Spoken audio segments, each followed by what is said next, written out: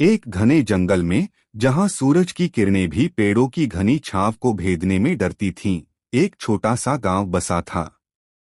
गांव के लोग जंगल को रहस्यमयी वन कहते थे, क्योंकि वहां रात में अजीब अजीब सी आवाजें सुनाई देती थीं। कोई कहता कि वहां भूत रहते हैं, तो कोई कहता कि जंगल में कोई जादुई शक्ति है। गांव में एक नन्हा लड़का था, जिसका नाम था वीरेन।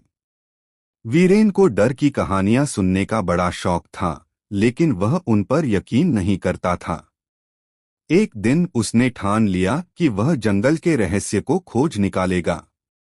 अपने छोटे से झोले में एक रोटी, एक पानी की बोतल और एक टॉर्च डालकर वह रात के समय जंगल की ओर निकल पड़ा।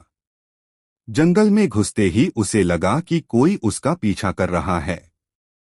पेड़ों की सरसराहट और उल्लुओं की आवाज ने उसका दिल दहला दिया।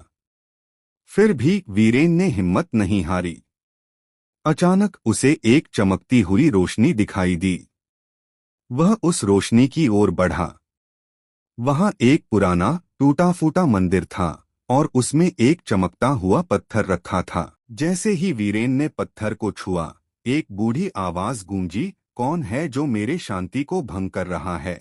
वीरेन डर गया, लेकिन उसने हिम्मत जुटाकर कहा, मैं वीरेन हूँ और मैं इस जंगल के रहस्य को जानना चाहता हूँ। आवाज ने बताया कि वह पत्थर जंगल का रक्षक है, जो सदियों से जंगल की शांति और हरियाली की रक्षा करता है। उसने वीरेन को समझाया कि जंगल की आवाजें दरअसल प्रकृति की आत्माएं हैं, जो इंसानों से जंगल को बचाने की कोशिश करती हैं। वीरेन ने वादा किया कि वह गांव वालों को जंगल का महत्व समझाएगा और उसे बचाने में मदद करेगा।